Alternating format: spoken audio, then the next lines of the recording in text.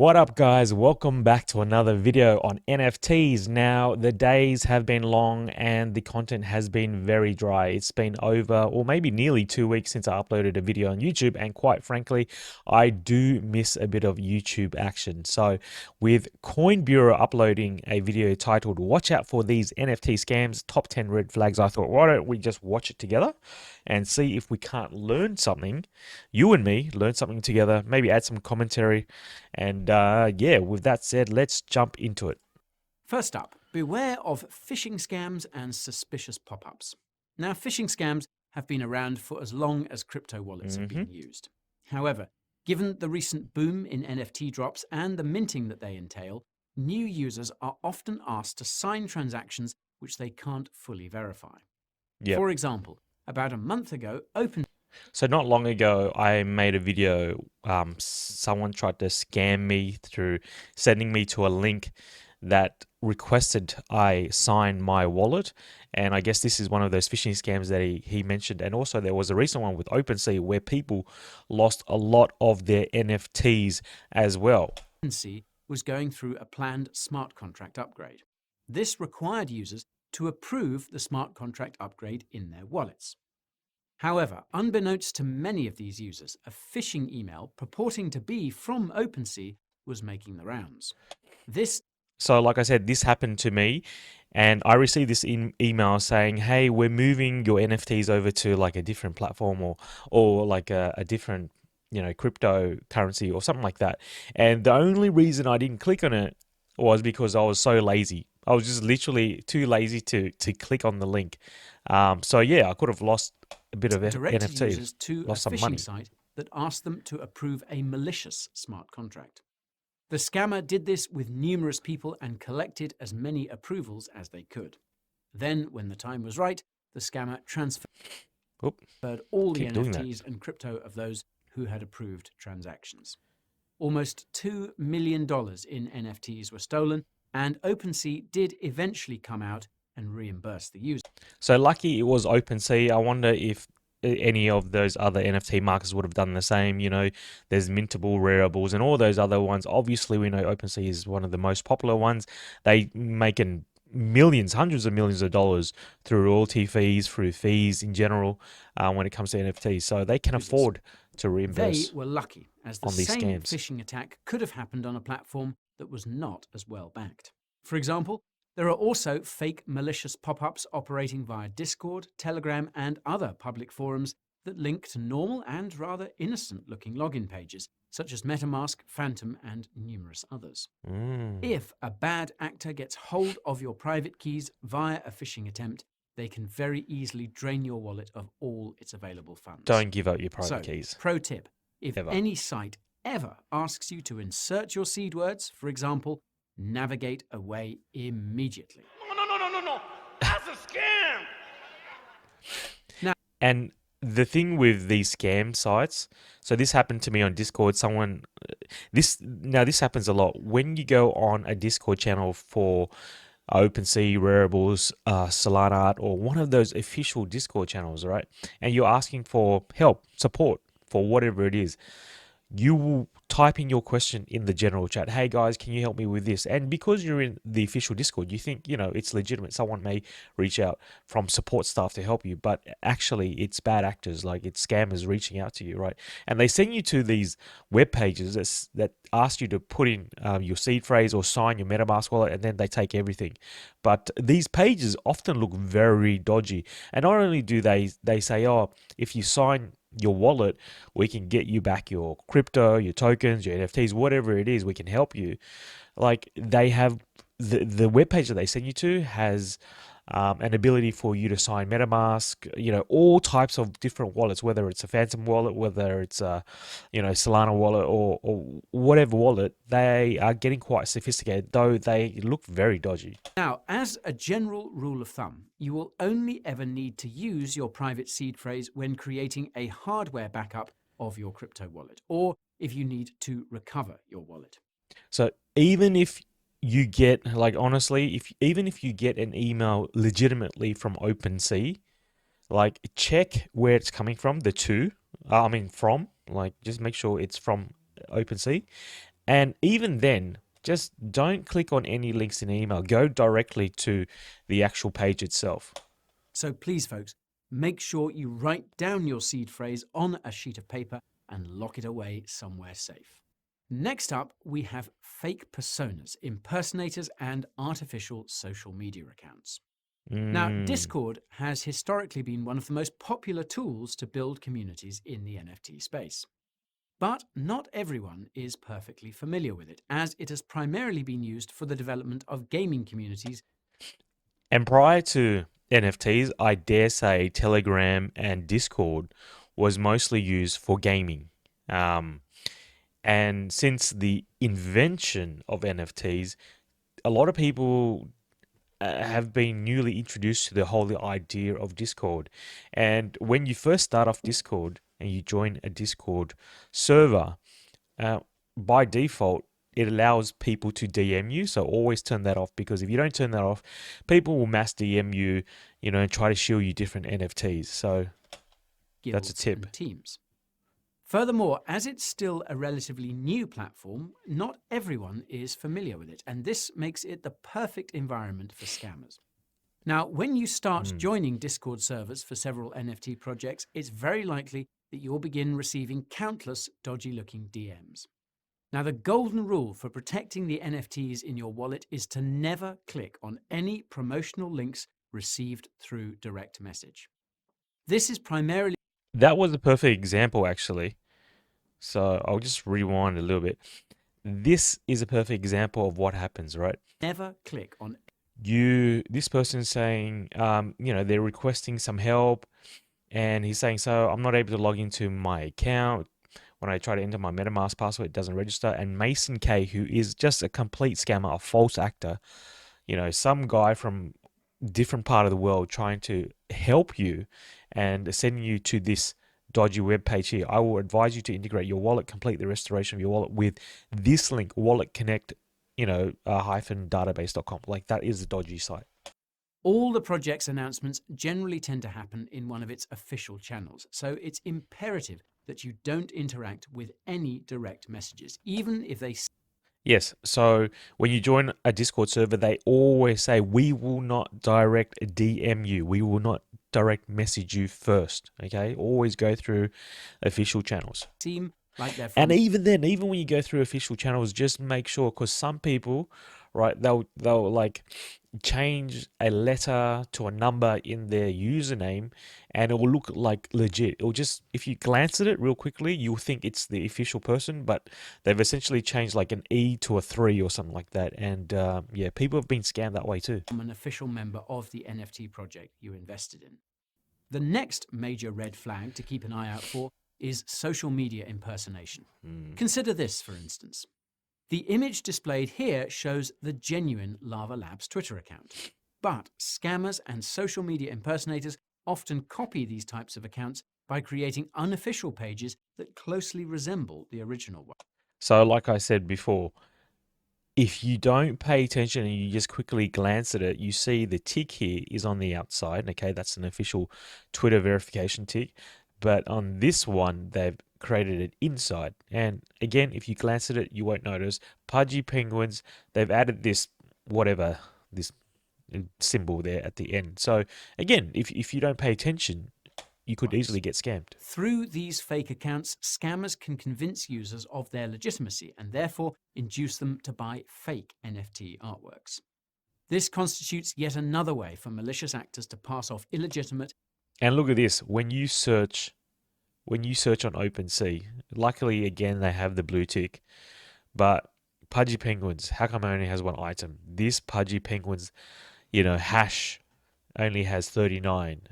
Pudgy Penguins full stop only has 70. and so unofficial non-fungible tokens for profit. Moreover, these fake social media accounts can also host fake giveaways, which can pose a major risk to all unknowing users. Thus, in order to avoid engaging with these illegitimate accounts, it is of ultimate importance to check for a verification mark next to the account's name.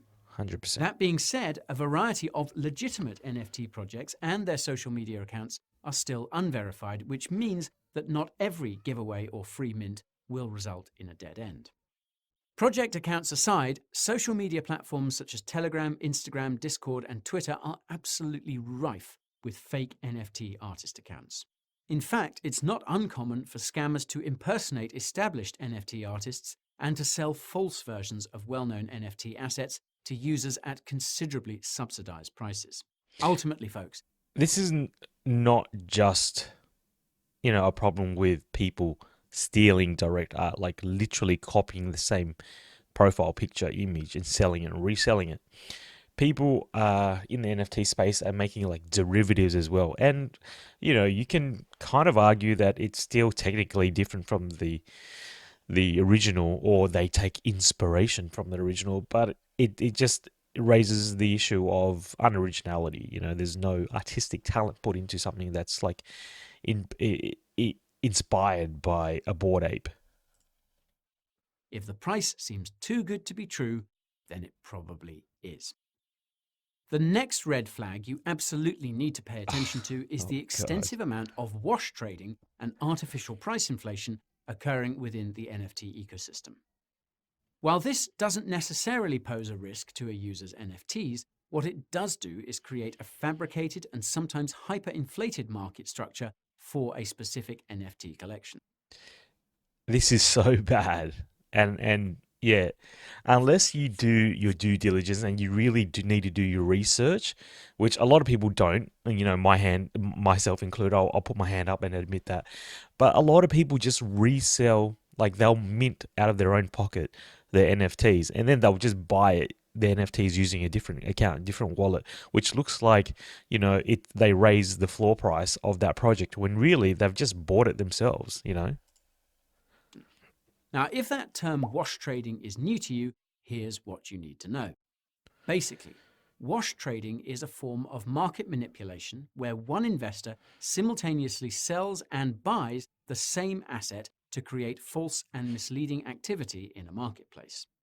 In the traditional crypto markets, it's mostly done to make it look like a particular exchange or coin has trading activity and interest when in reality it has very little of either. The same can be said in the NFT market, except given the illiquid and unique nature of NFT assets, the individual sells it to themselves at a higher price. This makes it look like the NFT is appreciating in value, when in fact, it's all manipulation. Yes. In a recent report, the blockchain analysis firm Chainalysis tracked wash trading by analyzing sales of NFTs to addresses that were reportedly self-financed. In other words, sales that were funded either by the selling address or the address that initially funded the selling address. Now, this method yielded results that revealed hundreds of wash trades, with one user, perhaps the most prolific wash trader of all, identified by Chainalysis as having been found to have made over 830 sales to addresses they have self-financed. So imagine that. Imagine trying to raise the floor price so desperately that you would go and just buy NFTs, sell them back to yourself, pay the gas prices, right?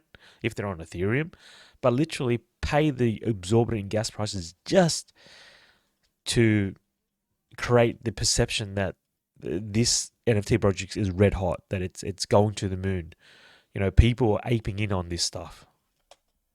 830 sales to addresses they self-financed.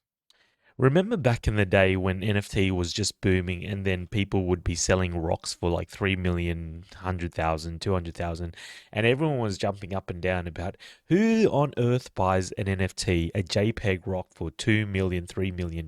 Well, I guess now we know. Now we know it was just a whitewashing exercise, and I feel sorry for everyone that got duped into spending hard-earned cash to buy a picture of a JPEG rock when really it was most likely whitewashing.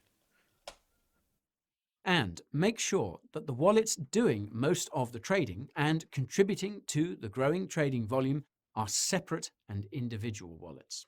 Because ultimately, I'd hate for you to get caught up in buying an artificially inflated NFT collection. Next up, perhaps the most insidious scam of all, bidding scams. Now, bidding scams historically occur mostly in the secondary market after a user has purchased a valuable NFT and wishes to resell it to the highest bidder. It's natural economics, right? Okay. But it hasn't always been smooth sailing. In fact, once a Bored Ape or CryptoPunk NFT, for instance, has been listed for sale on the marketplace, dodgy bidders might switch up the cryptocurrency used without notifying the seller. And Oh, as opposed to what? receiving your well-deserved 80 ETH for your Bored Ape NFT, you end up receiving a mere $80 for it. Oh. Ouch. Now, scammers have figured out that they can make offers for listed NFTs on OpenSea in USDC, which, as we all know, is much less valuable than ETH. Yes. This bidding scam isn't actually that intricate. It relies on the bad actor placing a bid on one valuable NFT in USDC value Yeah. as opposed to bidding in the asking cryptocurrency. The seller receives a bidding notification on their OpenSea account and they decide to sell, thinking that the bidder has met their selling price, only to then Wow. break into tears after they realize they've just sold their favorite ape or punk for So a ridiculous. all of this is merely people not paying attention and people rushing, not really taking the time to read the email. What's particularly frustrating about this scam mechanism is that technically the malicious bidders aren't really breaking any laws. No. They simply placed a bid for an NFT, the seller willingly accepted it, and the bidder is now the rightful owner of that NFT. So, in order to avoid this ever happening, please make sure to double check the actual Triple cryptocurrency check. that you'll receive when you sell your NFT, folks. The next potential red flag to pay close attention to is counterfeit or plagiarized NFTs. Coin Crypto. Now, it's worth remembering that Coin minting Bureau a piece of just artwork killing it. as an 10 NFT red is flags. not technically the same as having intellectual property or IP ownership of it. This has led to the rise of a serious and potentially dangerous activity in the NFT ecosystem, one revolving around plagiarized fake NFT assets. Okay. But thanks to OpenSea's beginner-friendly minting station, pretty much anyone can turn any photo, file, or image into a non-fungible token, Yes. whether or not they actually own the rights Indeed. to the IP. And this has always been the argument from day dot, right? These are the genuine artists, the photographers, the people that create own unique art. They've always raised this question. Like, if someone just right-click, save, and then resell the picture, like where's the governance? Where's the regulation? Where's the who's managing this? Who's looking over all these issues? As mentioned already, this has opened up a fertile environment for scammers and bad actors who regularly plagiarize the underlying artworks associated with an NFT contract, mint a new token represented by the same image, and open a fake collection on OpenSea. So I believe Shiba Society NFT is not officially verified. They don't have the blue link on OpenSea. But nonetheless, you go to the official website, you go to Discord, you do your due diligence, right? And you make sure that you are going to the correct OpenSea collection. Next up on our list, untrustworthy storage sites. This is another ethical grey area, not so much a scam. Now, at times, NFTs can go missing once they've been purchased. That's because the contract that lives on the blockchain, i.e. the NFT, is different from the actual network. For instance, say you were to upload an MP3 file of original music to a platform like OpenSea. Okay. When the collector is ready to buy it, they place a bid and pay the seller in ETH, for instance, which will then create a record of ownership known as a smart contract. Mm-hmm. Technically, the smart contract is actually what gets minted on the blockchain, with the content and metadata being separate. Now, I know this might sound a bit abstract. However, it's worth noting that non-fungible tokens are all about the ownership of the underlying asset, but the asset itself could be absolutely anything. Therefore, when the tokenized digital content or artwork wrapped within the smart contract is stored on a centralized platform, one should make sure that it is indeed trustworthy. Yeah. Also, it's advisable not to buy an NFT that merely links to a URL with an image. Yeah, so usually you want to make sure something is stored on IPFS, I think, Interplanetary File Storage System, rather than like, I don't know, a Google Drive or something like that. This is because whatever page, image, or file is stored within that URL can be altered at any time without the NFT holder's permission, leaving them holding a token that essentially points to nothing concrete. Next, paid ads and suspicious promotions. The popularity of NFTs has led to numerous celebrity endorsements and paid ads in recent times, which enables them to profit in a variety of ways, and not always ethically. In fact, because NFT trading occurs online, there is a finite amount of information that the public can gain access to regarding the marketing process for an NFT project. And certain scams involve intricate forms of fake endorsement, as well as suspicious paid promotions. This is nothing new, though. Surely this is nothing new, right? It is still kind of scammy-ish, but at the end of the day, we know, obviously, that social media influencers, people on Instagram, celebrities and all that, they get paid to shill NFT projects, and they know nothing about it. You think 6ix9ine, you know, Takashi 6ix9ine knows what an NFT is? Do you think Eminem bought his Bored Ape and he knows what that is about? Like, you know, it's his team that's probably told him, hey, we just got, you know, approached by Yuga Labs or whatever, and they want you to buy this punk, you know, so, yeah. And before the public realizes that the supposed celebrity brand ambassador is not actually involved, many investors will have most likely lost their money already. This is due to the fact that NFTs are primarily still a retail-driven market, and the general lack of major institutional capital within the NFT space makes it exponentially more manipulable, both in terms of social and asset value. Because it's targeted to the retail investors and retail mums and dads, people like you and me, the average Joe, right?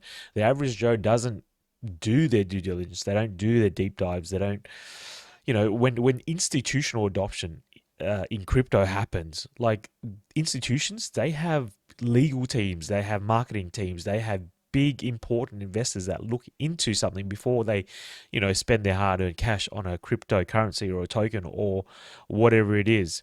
You know, Visa didn't jump into buying their first CryptoPunk until it had proven itself to be blue chip, right? But right now, the current NFT PFP market is very retail based. So, with that inexperience of the retail market, there is a lot of manipulation. And so far, it's proven, you know, to be fairly easy to manipulate the retail person, because all you need is a celebrity, you need a fake profile, you need, you know, all these fake bots and likes and all this stuff, and people just think it's real, it's genuine organic interaction and growth, but it's really not. It's all paid. Thus, to avoid falling victim to a fake NFT celebrity endorsement, first and foremost, make sure you thoroughly research the project and understand its ultimate goals. This will most likely shed light on the role that a particular celebrity might have in furthering the project's development, and will also highlight their position when it comes to helping the project achieve. So what, like Eminem, he bought a Bored Ape, and that's the thing, right? Eminem probably doesn't care about a Bored Ape. You know, his marketing or finance person probably said, hey, just buy it, you know, it's worth a punt, blah blah blah, and then the price goes up because all of a sudden you're shaking hands with a celebrity. Its objectives. Which leads me on to my next point: unrealistic roadmaps. Now, just like with the Did you rest see of the example we cryptoverse, used to use the immigration roadmap? I would argue that an NFT project's roadmap is absolutely instrumental to its overall success. A logical and Shout out to sophisticated Space roadmap Punks. can also help investors differentiate between a fundamentally solid NFT project and, well, a completely worthless one. Absolutely. Furthermore, it's not been uncommon for investors to fall victim to an NFT project boasting a technically unfeasible or overly promising roadmap and short-term goals. This is the thing, and I've just made so many videos talking about unrealistic roadmaps and the concerns around them. When people say, hey, they're going to have a game, they're going to donate to charity, they're going to buy a plot of land in some kind of metaverse, whether it's Decentraland or Sandbox or whatever. Like, everyone has these milestones along their roadmap, and yeah, it's starting to get ridiculous with what they're proposing and whether they can actually achieve that. Usually, these NFT projects lead to an overly hyped minting procedure, which generally sells out within a few minutes, only to then collapse soon after, due to either a rug pull or a general lack of demand for that particular collection. And I mean, another thing about roadmaps, and I harp on about roadmaps, so often, but just because it's on the roadmap doesn't mean it'll be any good. So let's say a roadmap says they're going to make merch. The merch may be horrible merchandise, or they're going to make a comic series. The comic series could be an atrocious comic series, but technically they delivered on that piece of the roadmap, that goal, right? They delivered a merch with just a logo and nothing else. They did deliver a comic with nothing else. They did deliver a song. They did buy a small plot of land in Decentraland. But what does that mean to you anyway? Because they bought it, with the community wallet, their money. I mean, you don't get a piece of that land. And finally, the most effective way to avoid falling victim to NFT scams is, drumroll please, doing your own research. Now, I simply cannot stress this point enough, folks. I would argue that NFTs are currently in their initial coin offering or ICO stage. And because of how primordial and perhaps underdeveloped their ecosystem still is, doing your own research could potentially save you from falling victim to malicious activity. And while NFT scams or rug pulls can happen at any moment, doing your own research will make it easier for you to spot phishing attacks, a fake Discord group, a bidding scam, a counterfeit NFT. Not only that, right, there was recently an incident where like directors or very high up executives within OpenSea were fraudulently promoting NFTs that they held as well. So it's like you're fighting insider trading, not only all these other pitfalls that Coin Bureau has mentioned, Guy has mentioned, like people within OpenSea that work for OpenSea themselves are being dodgy, doing dodgy things. It's very disheartening, this space. Or a fake endorsement.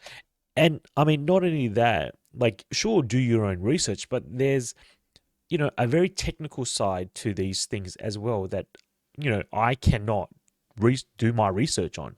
A lot of people can read the smart contract because they understand solidity and they can actually see what's wrong with the contract. Some contracts, they may have a flaw in them or some code, malicious code in there that allows for a rug pull that you and me, the average retail investor, doesn't have the technical know-how to decipher that smart contract. It'll also allow you to become infinitely more sophisticated and, more importantly, careful when it comes to your NFT investing.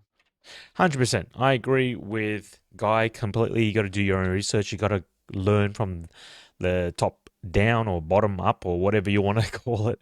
A lot of these do your own research videos there's a sense of irony in them, right? Because when I do my own research on a crypto token or cryptocurrency and I watch YouTube videos on them and people shilling them and influencers, I think to myself, well, this is my research. I'm doing my research by watching this guy. So there is that sense of irony in it. But, Guy's right. Just stay involved. Look at various projects, read the scans, read the rug pulls, because they're interesting to see how it happened and how it evolved. And I'm still very, I guess, for lack of a better word, impressed that some of these rug pulls are so sophisticated. But if you read up on them, you can kind of see the breadcrumbs and what led up to it.